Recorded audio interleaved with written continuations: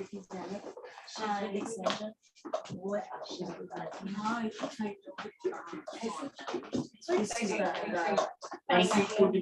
happened? And Jay Abigara from college, she's done. Oh, Yeah. What grade are you? What did you do? He's graduating. जल्दी खत्म हो जाएगा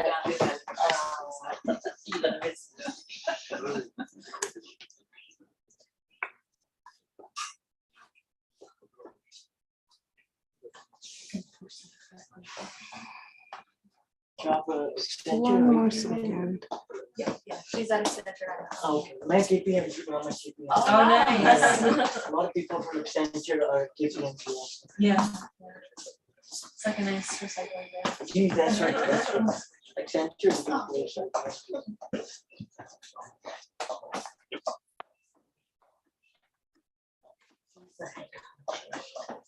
No, I'm just kidding. I'm the CEO of KPM. chief CEO. washer. I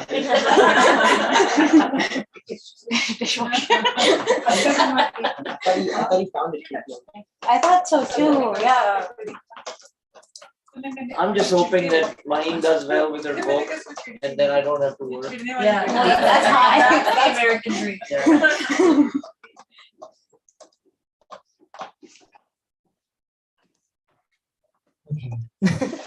Good evening, everyone, and thank you so much for joining us tonight. We're very pleased to have you, Maheen, here you. to discuss Through Her Eyes, which I think is going to be an incredible discussion. So I'm grateful to you and to all of you here. Just a few things before we begin. If you have a cell phone, please put it on silent out of respect to our speaker this evening. The other is that we are simultaneously live streaming this on YouTube and Instagram. And while none of you are visible, if you choose to ask a question later, your voice will be on the recording, if that's okay.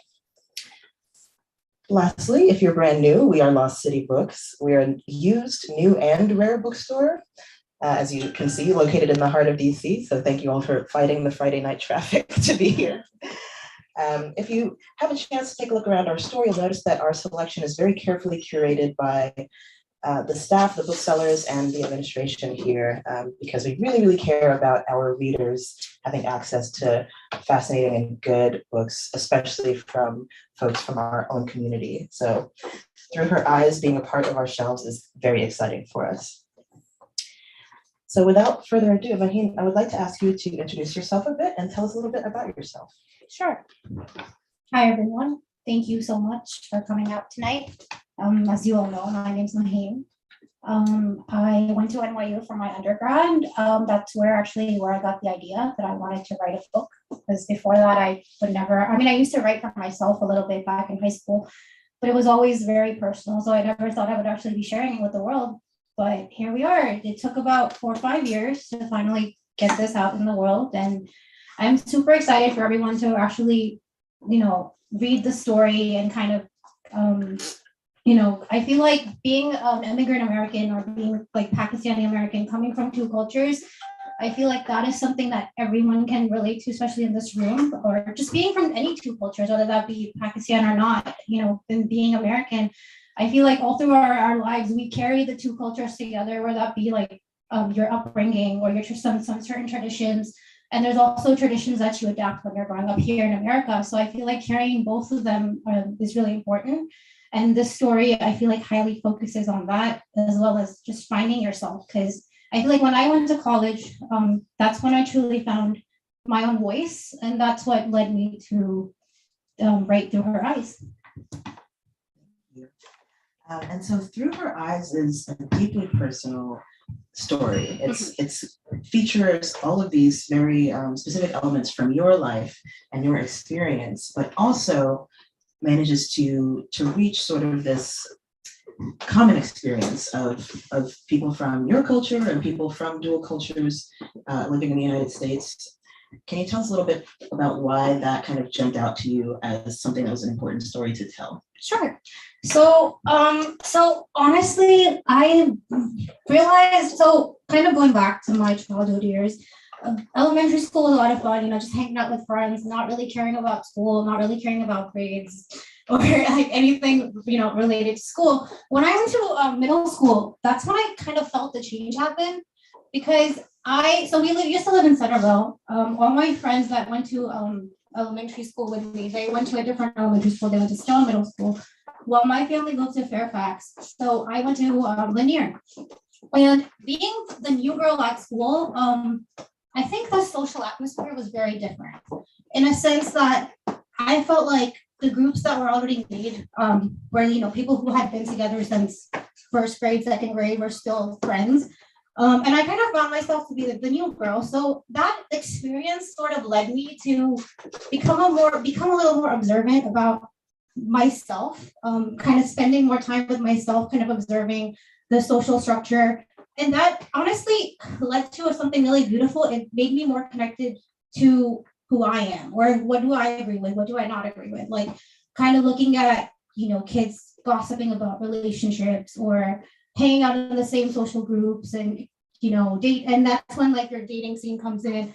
So a lot of those things kind of, I was noticing everything. And then I think that's where it shifted, where my goals sort of shifted, where I started to focus more on my studies. And I was like, okay, I need to figure out what I want in life and how do I achieve it. So that's where a lot of the writing part came along, as well as when I got into high school. I feel like, coming from a Pakistani family, you come with a lot of different set of values and background. For example, when you go into school and you're seeing like, 10 couples making out in the hallway, and you're just like, okay, I'm just gonna stay here, wait for the bell to ring and go to class. So it just made me really observant. And instead of, trying to fit into what other people were doing around me, I always found myself questioning, oh, why is this like this? Or why do we have to be a part of this? Or why should I do this? So it was more like a self journey within. And that's when I said when I started writing is because my intention was never to write a book, or my intention was never to have people read my thoughts. It was more of like, oh, this happened at school, or that happened at school, and I agree with this, or I don't agree with this. And that sort of ended up coming into a book when I actually went to NYU.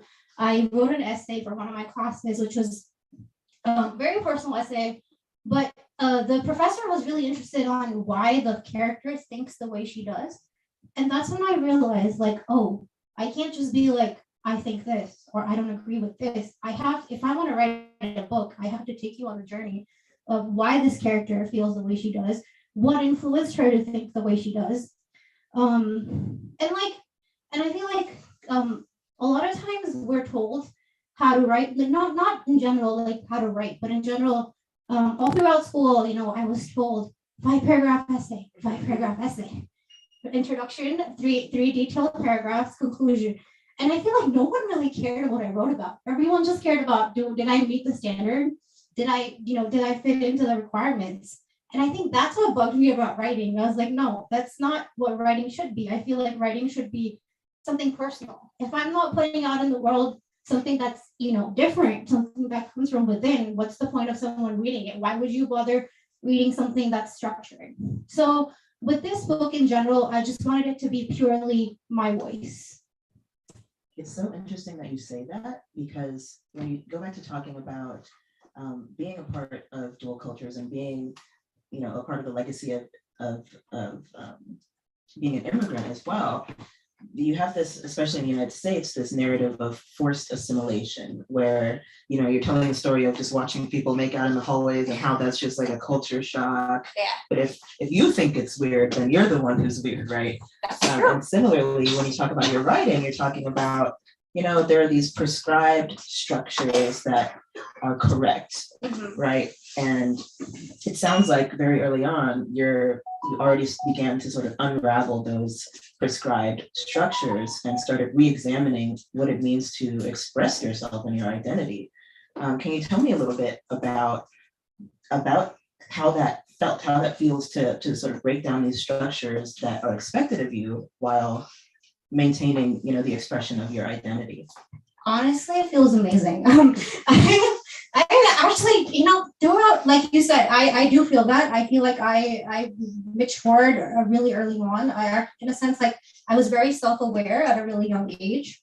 And I think that what led, and coming from two cultures, honestly, it's really easy to kind of succumb to whatever's happening around you and kind of just be like, okay, I'm gonna fit into, so and so is doing this, or my friends are dating, so should I, or this is happening, so I should do it too. But I honestly felt very indicative in a sense, like I used to question a lot of things, even at school, right? Like when there was this, this, for example, high school, you're always you're doing the advanced diploma, doing the standard diploma, whichever one you're doing. You're mostly for college, you're recommended that you should do the advanced diploma. There's a set of requirements that you have to meet with your counselor every year and fulfill. And a lot of those requirements just come down to you, like, you got to do this, you got to take this, but they tell you like you're free to choose, but you're actually not.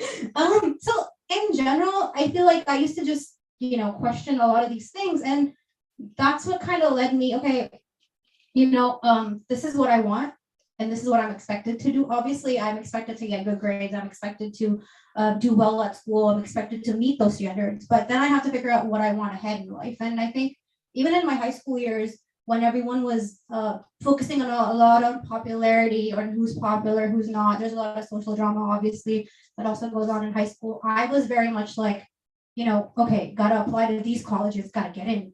And it wasn't really, honestly, it's funny, Pakistani parents or South Asian parents in general have a lot of high expectations of their children. Okay, I feel like everyone will agree with this one, whether that be education, whether that be, you got to get the best grades, you got to be a doctor, you got to be a lawyer. Not everyone now, but traditionally. So for like with my parents, that was never an issue. My parents were never like, you need to do more. They were actually like, you need to do less. Because my problem was, I was the one taking too many AP courses. I was the one studying until 2 at night and like kind of, crying about it, that, oh my God, like this is so much. And that kind of also took a toll on my social life during high school. And my parents used to be like, you know what, leave this, go out, do something fun. But I was like, no, I need to, this is important and I need to do this. So I feel like you said, a lot of the culture that you come from, that also has a huge effect on you. Like I hold my Pakistani values very, very close to my heart.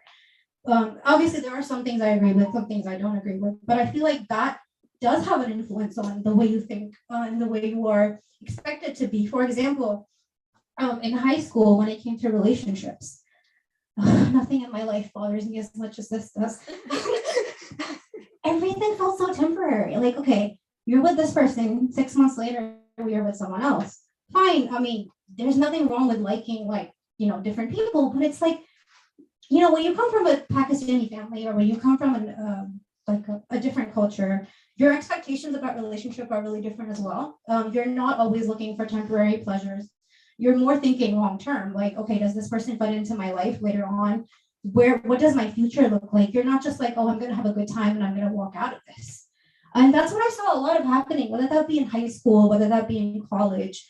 And recently I came across something that I found very interesting. It was someone talking about relationships and our dating culture here in America. Someone said the dating culture is like getting ready for a divorce, in a sense that like what we do is, yes, there's nothing wrong with having options in life. Like, yes, sure, if you're in a relationship that's not working out, for sure, get out of it. But we are so conditioned to, so many people even ask me like, oh, you're not dating. You're not going to date. How are you going to find out what you want in life?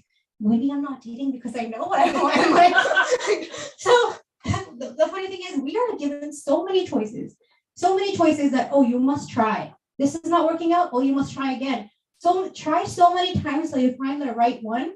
That what happens is that when we find the right person, we're not ready to commit, because we're so used to getting into things and getting out of things. And I feel like that really clicked to me. I was like, no one explained this way before. That this is something that we are actually not, I don't think we're aware of it, but just because of our surroundings, we're taught to like, okay, it's not working out, let's just walk away. Right, like everything is temporary, and therefore it kind of sucks all of the meaning out of it. Right. Because if you know it's going to end, Why get in it? Why get into it? A lot of my friends and people that know me, they know like anything that doesn't have meaning in life, I do not like getting involved with. And it's funny because people ask me like, why aren't you dating? Why aren't you doing this? If you're not gonna do it, how are you gonna know? And it's like, I know what I want. Like, I'm not gonna get myself into something temporary just so it can end. I can also definitely relate. My parents are Ghanaian, and my mother to this day still asks me when I'm going back to college to become a doctor. I said, Mother, I'm 32. It's not happening. But yeah, so let's talk a bit more about the story in the book and how sort of you began to fit the pieces together from your personal experience and from people that you know in your community, and how this kind of came together as a cohesive story. Sure. So, like I said, no intention of getting published, but I started writing in high school when I felt like the odd one out, whether that be in the dating scene or whether that be in the friend circle scene. I don't know, maybe your experience might have been different, but with my high school, I noticed there was a lot of obsession with the popular group and the not so popular group. And it was like, either you're a part of the cool group or you're not a part of the cool group. And I was the studious one, okay? I was the girl who used to get A's on her tests and people would want me in the group just because they can get an A. Okay, I had no desire to be known for like, oh, she's like the hot girl or she's like the sporty girl. So that's when I started writing for myself. Things, like I said, things I agreed with, things I didn't agree with. And till then, writing was very like a structured assignment to me. It wasn't personal. It was very much like, I got to do this for school and that's it. When I went to college, I had a professor named Catherine Walker. Some remember her name. She was the first one who encouraged us to write what comes from within. No following any standard, no 5-page paragraph. I don't need you to write a 10-page paper for me. Just write what you feel. That was very different to me because I was like, whoa, finally someone's telling me to break the standards. This is cool.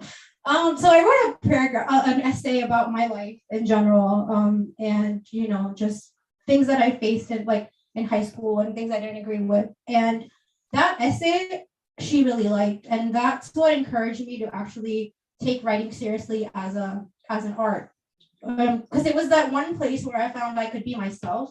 Just like in music, right? When you're listening to an artist, I think one of the reasons why we're able to relate to music is because we feel something in it that we don't feel anywhere else. And I think that's the point of art, to kind of get you emotionally connected. So that's where the idea of the book came from. I definitely agree with that. And I think, thanks to your professor for putting you on this path. That part. And so as you were writing this book, it kind of, was it sparked from that essay or was it was sparked from that essay? So a lot of what I wanted to write wasn't about my early life or being Pakistani or being American. A lot of it came from going through high school, going through college, and not agreeing. To be honest, I'm not trying to, put myself, be like, oh, I'm different, but I just never found myself fitting in with people, what they were doing, whether that be, frat party culture, whether that be, going crazy, partying in school. I always felt like I wanted to party, but I needed goals in life. I needed something to wake up to and look forward to. And I did not find like-minded people around me during my school years. And I think that's why I've started writing. So that's what the goal was for the book. But then honestly, there's no great story without any struggle. And I felt like if I just wrote a story about an average American high schooler, no one would want to read it. So that's what kind of made me tap into my background and tap into my past, because when I was born, there were a few health challenges, there were health struggles. It was also really interesting to me that, so my grandparents right here, to my right, so they had 4 children, all boys, no girls, always wanted a girl. So they literally treated me like I'm their daughter. So I've been super spoiled since the beginning. And when you come from a country like Pakistan, and I know things are changing, things are getting a lot better now, but there's always a preference for a male child. Because you're seen as, the male is going to take the family forward, the female will eventually have to get married. And there's still, in certain parts of the country, there's still people who think that, sons are better than daughters. So I thought this was a really interesting basis to start off the book, where the beginning chapter, actually, when they're waiting in the hospital for the birth of the baby, everyone's there, everyone's really excited, people are having sweets, people are, there is money being, given out, and people are just like, when they find out it's a girl, they're like, why are you so happy for a girl? Like, who does this?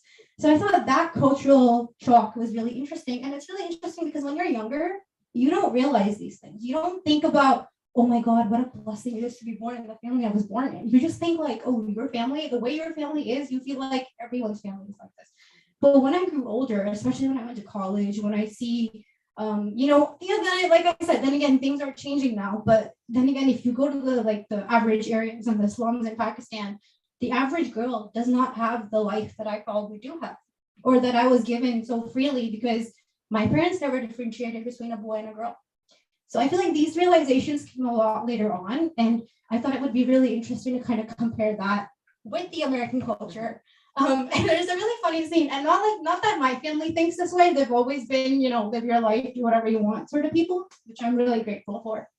But it was interesting because I come from a culture where arranged marriages are a huge thing, right? So it was funny because the American culture, when I'm growing up here, I feel this clash because everyone's like, oh, you're not dating. You need to date like 10, 15 people by the time you're 25, or else you won't know what you want. And then there's this, you run into people who are like, oh, you should choose a career that's not going to interfere in your married life because your husband's going to be your top priority. And I'm just like, oh, okay. Like that's something that my parents never, that wasn't even a thing growing up, but that wasn't even a thought that came, but it's still something that exists in our culture. So I thought it would be really interesting to kind of put the two together. And growing up even, and I feel like a lot of other people who have grown up in families like mine or do come from the two culture can relate, where it's hard to keep the balance. Because I'm like, I want to keep parts of my culture that are super important and that I grew up with. But at the same time, obviously, I'm growing up in America. I'm going to have different values. I'm going to have different experiences. I'm going to think differently. So it's like, where do you find that balance of trying to keep both sides together? That makes a lot of sense. And it sounds too like what you're talking about is kind of marrying two very estranged ideas from each other. Not only the experience of having Pakistani family and American culture, but also having a unique family even within your culture. That culture, yeah. Within that culture. Excuse me. And so I want to talk a little bit more too about sort of, how do I phrase this question? It's kind of about the unique perspective that you're bringing in, and how more and more recently, at least I've noticed, and maybe you've noticed this too, the stories of immigrant families, of individuals, especially women of color, are finally being told by those people in their own voice. And I wanted to ask you if, as you're writing this book and publishing it, and it's starting to circulate, how has your voice been sort of reflected back to you when people react to your work, or when you interact with people who maybe are for the first time hearing these stories? What does that feel like for you? How's that experience been? I think it's great that you bring that up. I feel like this coming from two cultures, not just Pakistani, obviously, a lot of other cultures as well. I think one thing that I loved hearing when I first people found out, especially my own friends who come from different cultures, when they found out the book is coming out, is, wow, someone finally spoke about this, right? Because growing up in America, you're going to see people who have lived here all your life, but a lot of people come from two cultures. A lot of people are carrying different values in addition to their American values. And I feel like this is not something that's talked about because, like you said, you want to keep both.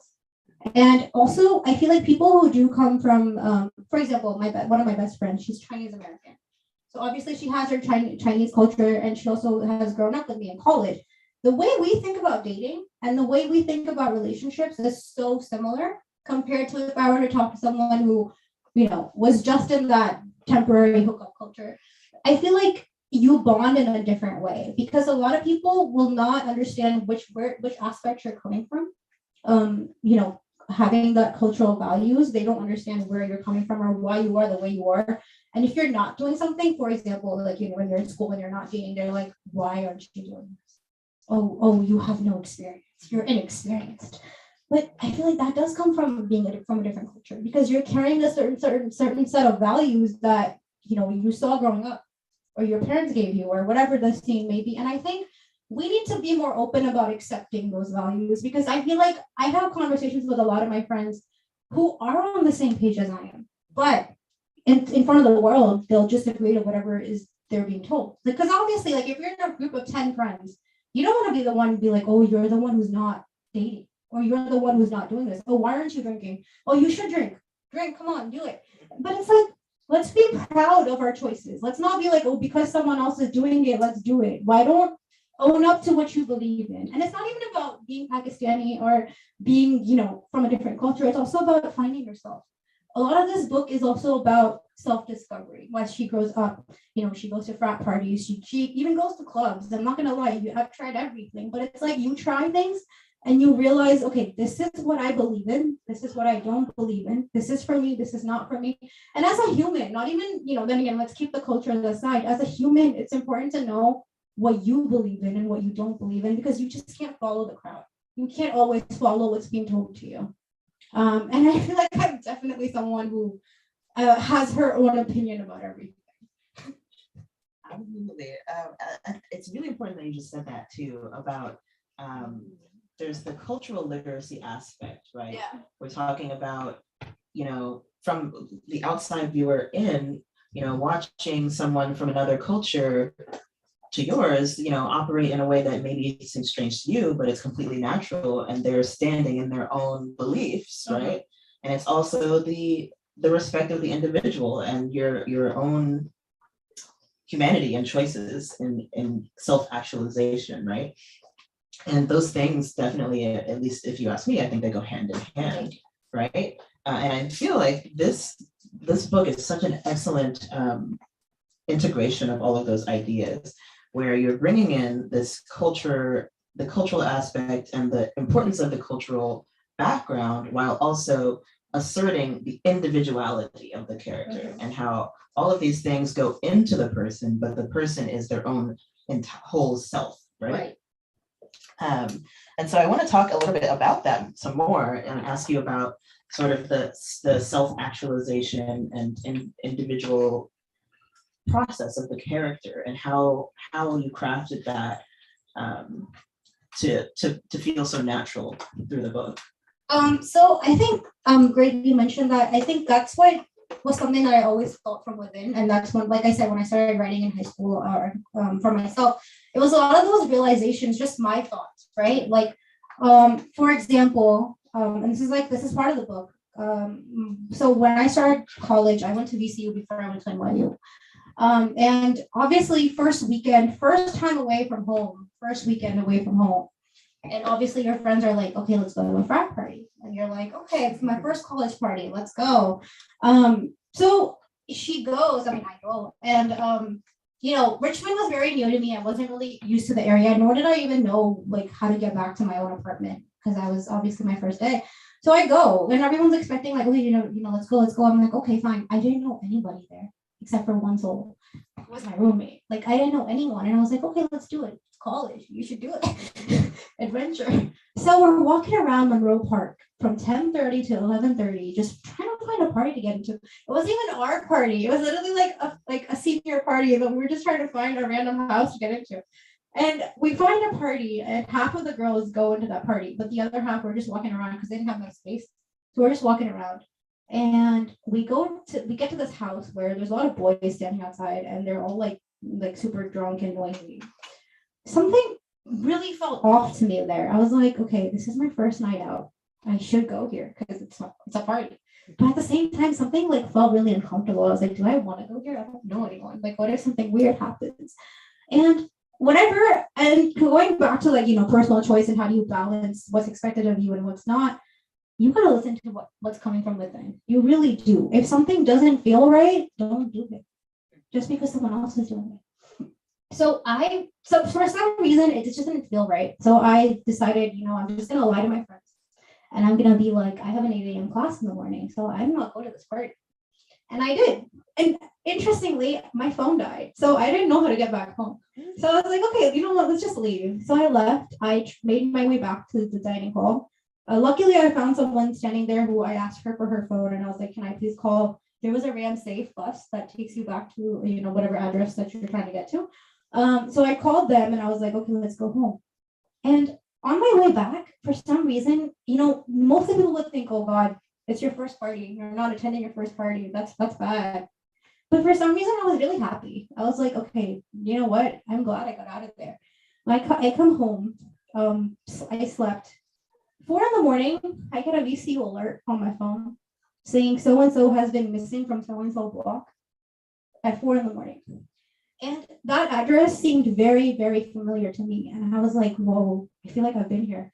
I called my friend who I was with the night before and find out that it was the same address where I had left off from the party. And apparently, some girl was there and she left with some guy, and God knows what happened, but she was found unconscious on that block in the morning. And a part of me, obviously, I felt terrible for her, and no one should go through that. But at the same time, I felt so happy that I listened to what was coming from inside me. I didn't ignore it. Because I feel like whenever you ignore it, sure, you'll do what you don't want to do, but at the same time, you'll feel guilty later. I'd rather have that peaceful feeling than feel guilty about it.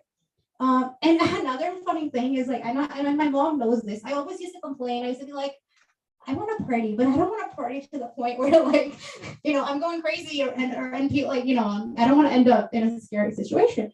But I was so scared to party back then because I was like, what if something bad happens? And my mom always used to tell me, no, you're gonna, do it in that right time in the right place. And because even when I went to VCU, I always knew I'm not gonna spend 4 years of college here. So, and the funny thing is, when I got to NYU, when I switched colleges, I did all those things, but I did it with more like-minded people, with people who understood, okay, if you go to a club, you're not going there to find guys, or you're not going there to get drunk. You can just go there, experience life, and come back. It's okay, just because. And I feel like this also comes into a lot of cultures, a cultural thing too, where, if you're Pakistani, right, or from any culture, and oh, she's going clubbing, oh, she's wearing this, oh, she's wearing that. I feel like it's so easy to judge someone on surface level. Oh, this is what they're doing. They must be crazy, or they must be wild. But no, it's okay to go there, experience life, and just have your boundaries and come back. And that is exactly the difference between, someone with agency and self-respect and someone who is pressured by, like we said earlier, that forced assimilation into the crowd, so to speak, right? So I think now would be a good time, if you would like to have you read a small section of the book, if you want to do that. Sure. Does it matter Whatever you choose. which part? Okay. Mom, do you think there's a certain part I should read? Whatever you want. Okay.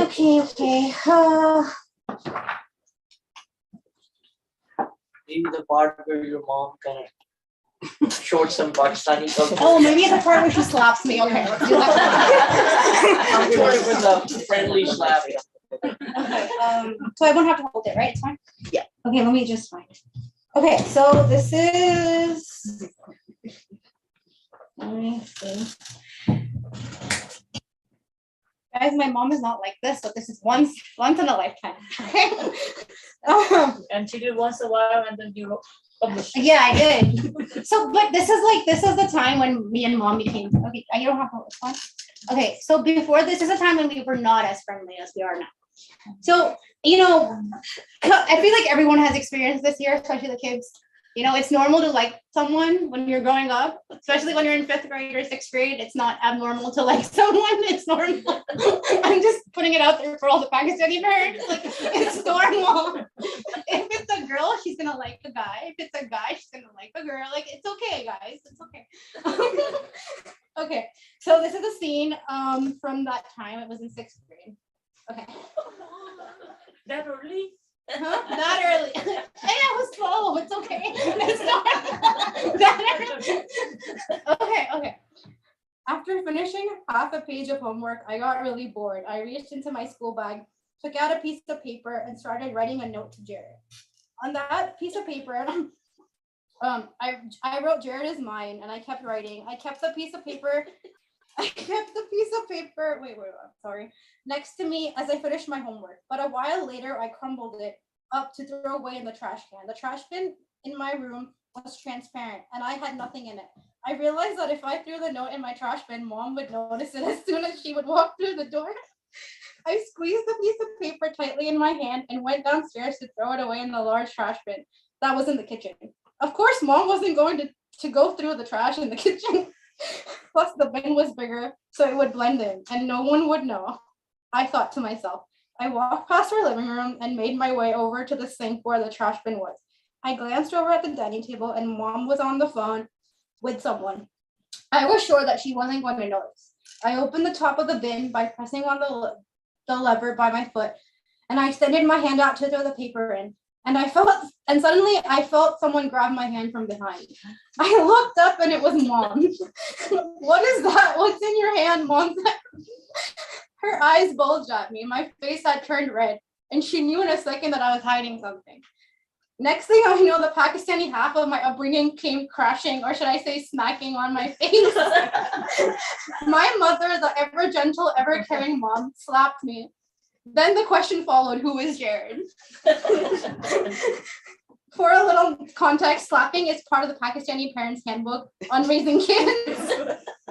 Slap first, ask what they did wrongly. It wasn't abusive the way Americans would think of it. It's just what Pakistani parents do when their child does something wrong. I only had a crush on Jared. I hadn't done anything that I had to be ashamed of. It was simply just a crush. Mom was in shock. She took me in her room and sat down on the bed as I stood in front of her. How long has this been going on? Who is Jared? My mom asked. Nothing is going on. I just like him, and nothing more than that is going on, I answered. She was so panicked and said, do you even know how big of a sin it is to get pregnant before marriage? Are you crazy? By the way, I was 12, guys. I didn't even know. Okay, I was 12. Are you crazy? Why are you getting into all of this at such a young age? Mom said. Mom had started giving an entire lecture. I was shocked. I was only 12, and my mind hadn't even thought that far ahead. Mom had just turned an innocent crush of mine into something so serious. A thought like that, the one my mom was thinking about, didn't even cross my mind. I wasn't even dating him, nor was I planning on it, but Mom's reaction shook me so hard. I knew Mom didn't mean what she said. She had only said it to scare me from dating at such a young age.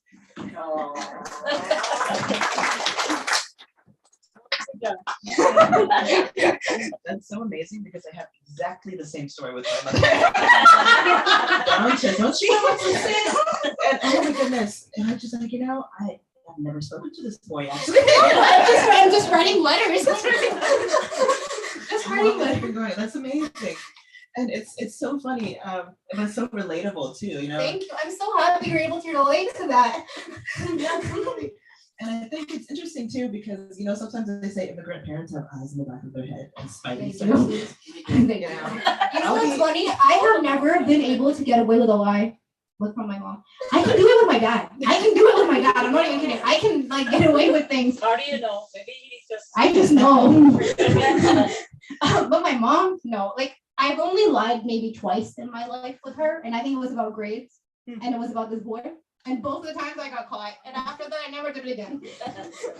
It's amazing, and it's very interesting too because it's such a common the scene that you just read is such a common youth experience. You have a crush, you write the notes, and in sort of the standard American culture, you might expect a very different reaction. And so we'll probably encourage it and be like, "Oh, who's that boy? Tell me more about him." Yeah, but it's so refreshing to read and to listen to you read a normalization in a way of what you clarified in the book. It's not abusive the way some American families might call it, and just that youth experience that's it's the same thing really. It's just from a different cultural lens. It is, and I feel growing up here in school, obviously we're told to be open about our feelings and our thinking and ask questions and say what you feel. And obviously being from a different culture, obviously you need to have that friendship with your parents to share those things. But a lot of times these things for our parents can come as a shock. Oh, okay, this is happening. I had a slap, but I feel like my brother, where are you, son? he has a similar experience. He can tell you he's had a similar experience where it's like when your parents find out you're in a relationship or you're like someone, it's like, oh, let me check all your social media. Come on. Let me hack all your accounts. Who's this girl? So I definitely feel like, and I'm sure all the other people in their teams and the people who have grown up here that are sitting here, I feel like they can also relate to this experience. So on that note, speaking of the relatability, and there, there's humor in the book. There are also some very serious emotions.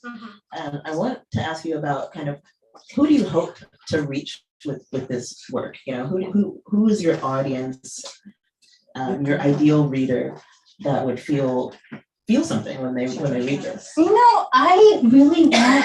So my goal with this book was to put something out in the world that's very like unique. It's a personal experience. It's a personal voice. I wanted to be honest with it mostly. That was my. And you know what's funny? A lot of my so I did take a lot of creative writing courses in NYU, and a lot of professors were like, I think the hardest time I had with the book was scene writing, because like I said, I'm really clear and really good at writing like the inner monologues of the character, because obviously she's me and I can feel what I'm feeling.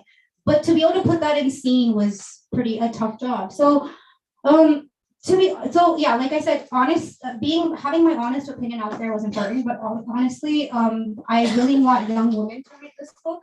I want young kids to read, even if it's a man or a woman, doesn't matter.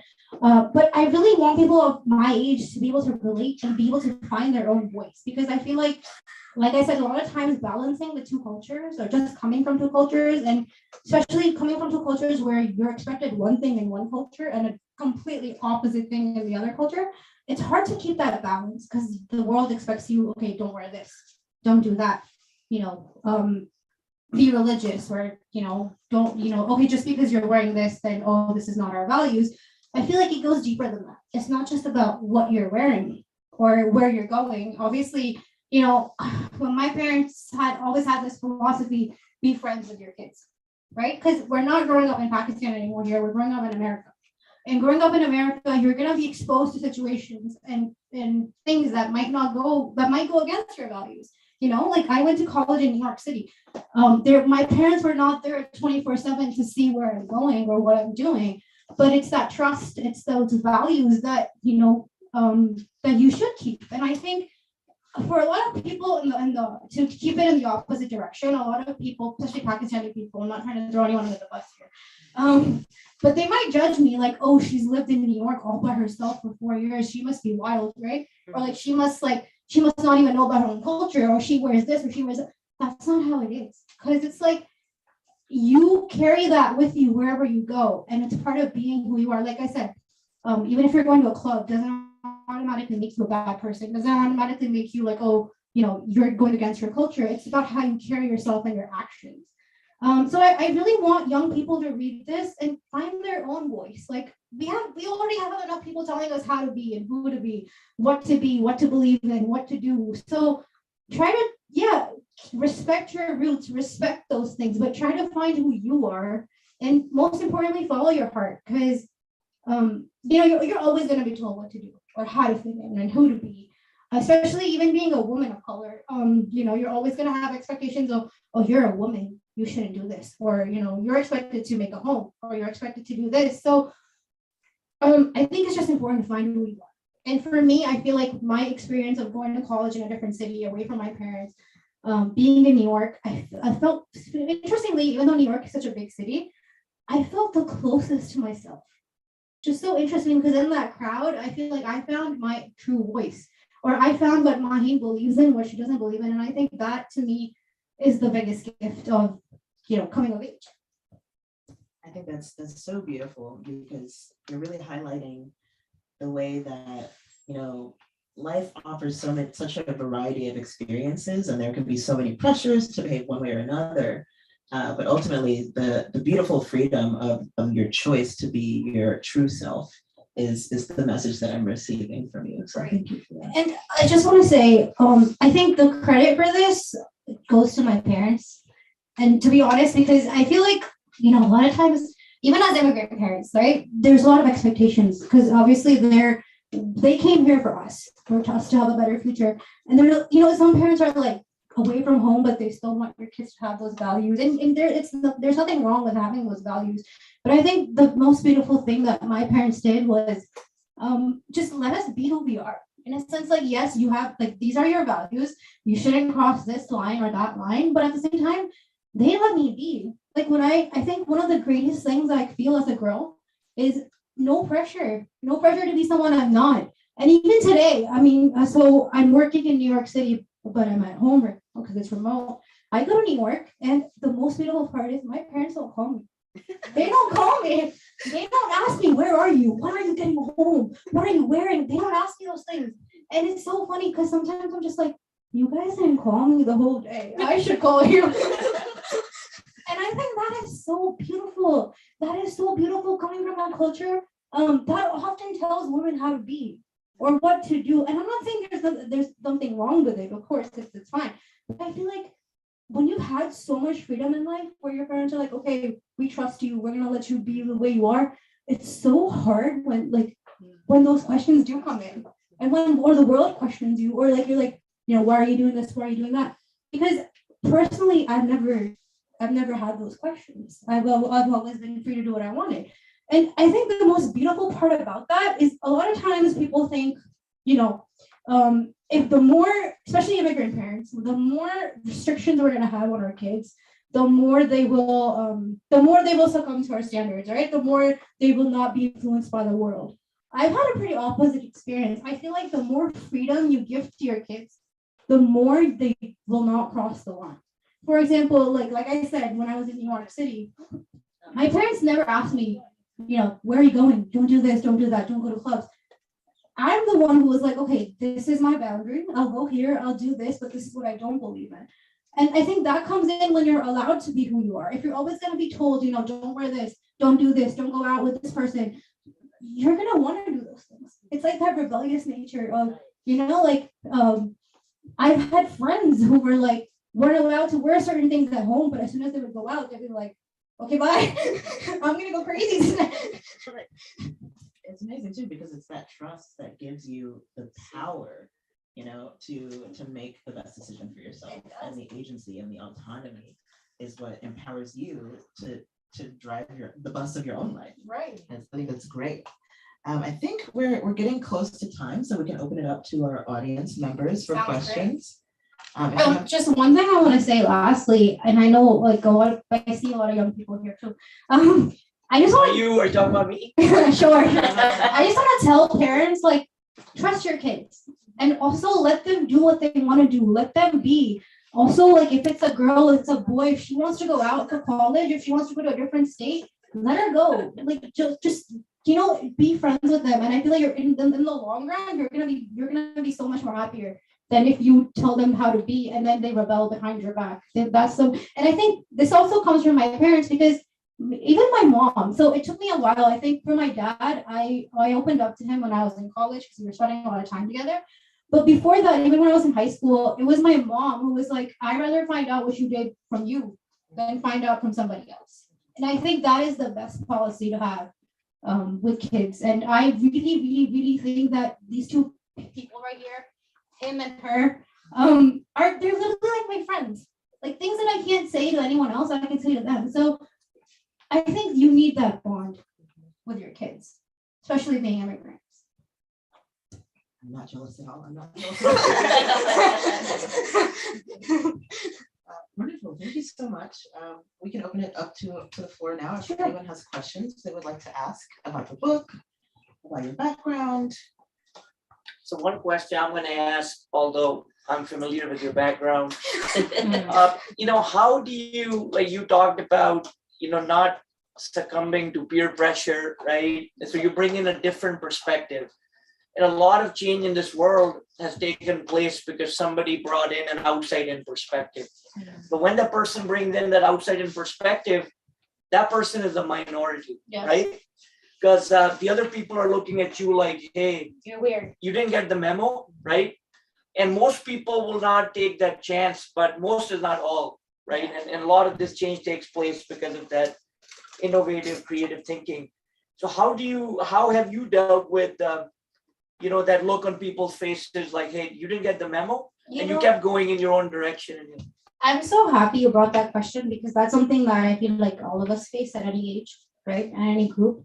I still remember a conversation when I was in college. We're all talking about dating here, right? And everyone starts talking about their body count. What's a body count? Oh my God, like you don't even know that. As like, so it's so funny. And they're all like talking about their dating lives, and I'm just sitting there like, can we talk about dreams? Can we talk about passion? Can we talk about something else here? Like, I don't know. So the thing is, there's a lot of times when you are put in that awkward situation where, other people might be doing something that you don't agree with, or, you may have a different approach about it. And I'm so glad you brought that up because yes, when you're quiet in certain situations, you're seen as the dumb one. You're seen as the person who has no experience, doesn't know anything, doesn't fit in because you're not doing what everyone expects you to. And honestly, at this point, even though like I'm still very young, but I've always had I don't really care attitude in a sense, like I don't care how people perceive me. As long as I am true to myself and I'm doing what I believe in and what I want to do, what people think of me is like the least of my concerns. And that's also something that I would like people to get out of this is, yeah, it doesn't matter what people think of you. If you're uncool, be uncool. At least be yourself. I mean, if there's 10 people, if your friends decide to jump off a cliff, one day because it's cool, you're not going to do it. You don't want to give up your life. You're not going to be smart enough. So I feel like just own your values and your beliefs. And even if someone doesn't agree with you or someone thinks that you're not cool, hey, it's fine. I mean, we're all not cool in some way or another. You're not always going to be like the perfect one, as long as you are true to who you are at the end of the day.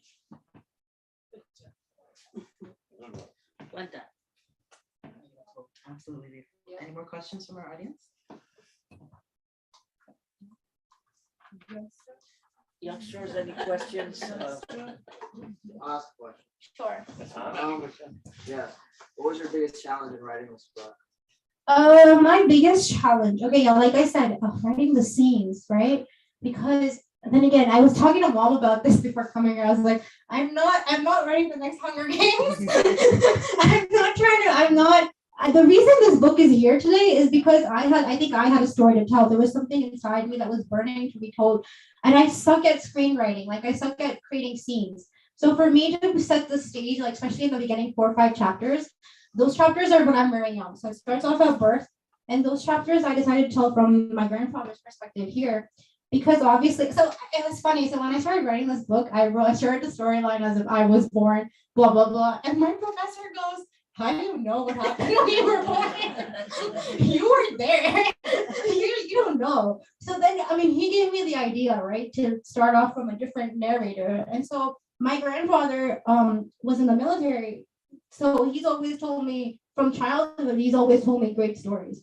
Obviously during childhood, it was more, made up stories. And then as I grew older, it was more about his life in the military, the things that he's gone through. And I think all of those are really inspiring.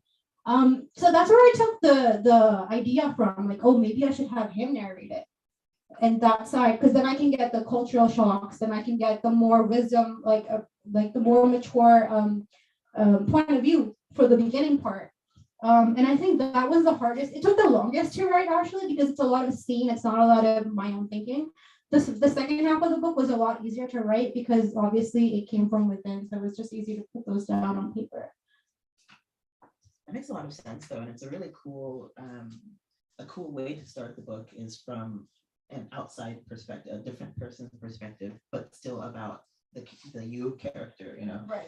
And especially, that requires you then to dig a little deeper into the histories and the stories of your family and your surrounding. Which you've been told, which you see around you. A lot of things. My uncle was laughing. There's a scene in the book where I'm trying to describe a little bit of Pakistani culture. So I describe what a rickshaw is. And I put my uncle in the rickshaw. Then he called me the other day. He's like, why did you put me in a rickshaw? I've never been in a rickshaw. So, obviously, because I've been, these are things I've seen when I visited Pakistan while I was younger. And so I tried to kind of put all of my observation with a little more broad mindset, like his voice, because it's a little more mature and you're able to get, for example, that difference between a boy and a girl, or like how the socioeconomic status of people are, I had to throw that in through his perspective because I was too young to explain that. One thing that I would like to add here, just because we're talking about Pakistan, a lot of people, when after I grew up, like my teenage years and early 20s, a lot of people used to ask me like, why do you like going there? You know, like why do you go there? Like it's not the most exotic place. I feel like one thing that's super beautiful there is like when you go there and you look at the way people are living there, you look at the food vendor who like the fruit vendor on the street who's selling fruit, or like the rickshaw driver. So rickshaw is like the local taxi that we have there. Those people don't really have job growth, right? They're gonna be doing that for the rest of their life. They're not gonna get promoted like 5 years later, 10 years later, but they're still happy. Like they still go home and they're in peace. That is so cool to me because what happens here and in general in life is that yes, it's cool to want more, but sometimes we're in a race. I always felt this. I don't know, maybe like other teenagers here will agree with me. When you're in high school and college, it always feels like a race. Oh, I need to get good grades now because I need to get to a good school. Oh, I need to do better than this person on the SAT. Oh, your GPA needs to be higher than that person. Yes, those are also important, but it's also important to realize like the tiny blessings in life, right? And I feel like I realize those when I go back to Pakistan because even with people, so we have house help there. So like you have people working for you in your own house. A lot of those girls are younger than me and they're working. And if you get that McDonald's, that's the biggest thing in the world. And I'm just surprised, like, okay, this person's so happy with McDonald's, and here I am being ungrateful over over homework, even though being able to get an education is such a blessing. So I feel like that perspective change is what I go back for. And that is something that I can't get anywhere else, I feel. It's interesting you mentioned that because the United States is very well known for having this infinite growth mindset where if you're not constantly trying to aggrandize yourself, then you're somehow a failure. And there's very little room to just appreciate where you are in life, where you are, yeah. I truly felt this. So when I went to NYU, I was taking a lot of classes, different classes. I took a class at Stern for economics. It was like a fashion economics class. We were doing a group project, and one of the guys in the group, he was like, we were all like, 4 or 5 internships throughout 4 years of college. Okay, that's more than enough to get a good job, right? This guy had 18 over 4 years. And I'm just thinking here, like, did you change jobs like every 2 to 3 weeks? And I was just like, the 18 was not enough for him. And I'm like, wow, we're like, what is enough? So then again, there's nothing wrong in chasing dreams. I myself am a person who can't sit still for a while. Like I always need a goal to achieve. But at the same time, it's so important to be grateful for what you have and where you are in life, because that adds to, just being at peace with yourself and being able to perform better, whether in anything, honestly. Absolutely, thank you. I think we have time for one more question from the audience, if anyone else wants to. I have a question. Yes. What's your favorite part of the book? That's a good question. My favorite part, I think, it happens in chapter 21, because that's the point where she finally reaches her lifelong dream of getting into NYU. So interesting story. The book obviously starts off in Pakistan. When it comes to my perspective, it goes into New York because that's where my parents moved when I first went. I think I was 5 years old. And at that point, when she at that young of an age, obviously she doesn't know that 15 years later she's going to end up back in New York City. But it's funny how that became the dream when I was in high school. It didn't happen when I was in high school, got rejected by NYU. Applied again, finally got there sophomore year. And when I got there, that's when I realized, oh, I'm back here 15 years later. So it's kind of a way that the story comes full circle. So definitely that chapter is my favorite part. I don't have a question, but I just want to add one thing that I just started reading her as a reviewer. I want to tell you that this book is not only for youngsters, it's for parents as well. Yeah. So I think we will learn also, like. I was really happy when you brought up that point when we were talking to each other, how being, first generation immigrant American, like I said, our parents came here for us. So a lot of times we go through things in life that they don't know of. Yeah. Or they don't know what we face at school, or something that happens, or so it's really interesting you brought that up, because through this book you are able to get an insight of what your kids might go through. because with my experiences, I always think that I'm very like liberal and very like, balanced. Yeah. But sometimes I surprise myself too. I become like very traditional mom. Yeah. They like my son is going away first, my kid, and so I was like traditional mom. I feel like crying, not to say anything. That's you know. normal. It's normal, but with this book, we will learn also like to understand their problem, their thoughts, and how they want to see the world. Because our parents to us is a big generation gap, and then from us to you guys also generation gap, which we never can fill up, right? Right. This is gonna be continue in the future. So at least there is something connected to each other where we can know and understand each other. I agree. And I again want to say this, as many like having standards is a good thing. If you don't want your kids to be doing something, don't let them do it. But please, please, please, I request every single parent here, be your kid's friend. Let them come and tell you what's going on in their life rather than you finding out from someone else, and give them the confidence that I can come and talk to you about this and you're not going to scold me, you're not going to judge me. You should be able to have that, because living here, there's a lot of things we face that go against our own values. And we need to have that support system with our parents where we can talk about these things, because if we're not going to talk about it with our parents, we're going to go somewhere else and talk about it. So it's better that we talk about it with you guys than finding someone else to do it with. That's such a beautiful lesson that so many parents and children should learn. So thank you again for putting this message into the book. Thank you. And thank you so much for this wonderful conversation. I'm so pleased that we got to talk today, and for all of you for joining us this evening. This has been so wonderful. Is there, just to wrap it up, can we, and for our viewers at home as well, can you just let us know, how can we keep up with you, either website or Twitter, or if you want to find out more about what your next move is? Sure. So thank you so much, everyone, for hearing me talk today. You can find me on Instagram and Facebook and Twitter. Instagram is Maheen3, pretty simple. If you search me by my full name, you'll be able to find my social media handles. If you want my phone number, you can just ask. But no, please do follow me. And thank you so much. And I really hope people read my story and they also get something out of it. And I'm really grateful for all of you to be here. And I'm really glad, Shanati, you brought up the fact that parents can also connect. And I really do feel that. I know this is a book that's geared towards younger people, but I do feel that anyone who reads this can find something that they will be able to relate to in it. I absolutely agree. And thank you again. Thank you.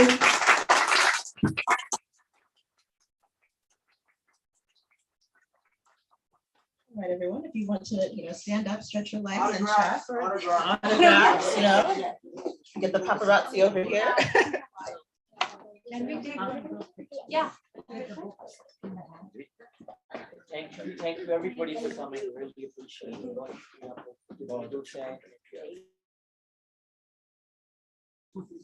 it.